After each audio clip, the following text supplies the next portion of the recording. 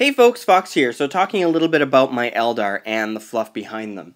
So it all starts off with an Eclipse cruiser and a small fleet sent off into the Eye of Terror from Ulthuii. It's led by a Farseer named Chriselle. She's in command of an Eclipse cruiser called the Anasinia.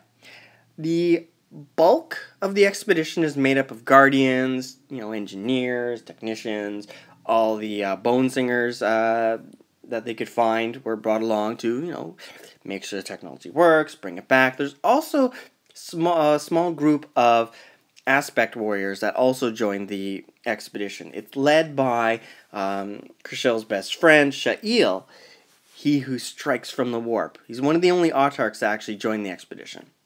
So they're going from planet to planet, fighting off demons and chaos marines, and all kinds of things that you could imagine which would be inside the Eye of Terror, trying to find this technology going from planet to planet. They did, at one time, come across a small host of Samhan Wild Riders. They were lucky enough to get there in time before the entire unit was wiped out and saved Warlock and many of her jet bike followers.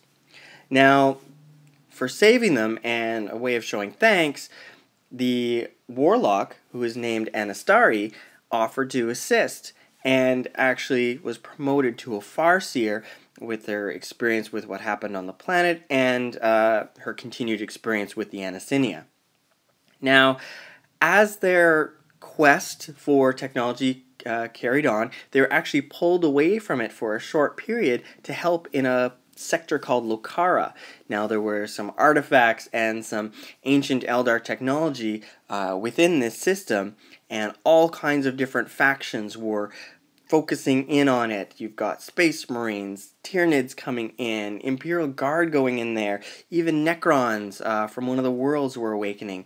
So the Anasinia's job was to go in, attack from the webway, and do surgical strikes. At the result, unfortunately, they didn't get to save the sector, so they did leave and return to their quest.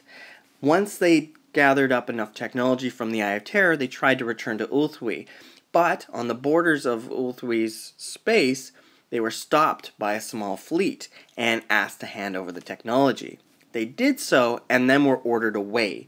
The Ulthuii Eldar, as close as they are to the Eye of Terror, are sometimes considered tainted by a lot of the other craft worlds. Now, with the Anasinian Eldar being so close to the Eye of Terror and pretty much inside it, looking around for tech, when they came back, Ulthuii Eldar were like, you know what? We want the tech, awesome job, but yeah, we don't want you anywhere near us right now. So they sent them off and on their way. So as time progressed, they're psychically linked to a lot of their technology and the Wraithbone. So their armor and their vehicles and their weapons started to change along with their mood. They're depressed, they're melancholy, they're upset that they can't return to their craft world. So over time, a lot of their equipment, armor, and technology started to turn blue. So that's why the Anasinian Eldar have a lot of jet bikes, very few aspect warriors, a ton of guardians, and they've turned blue.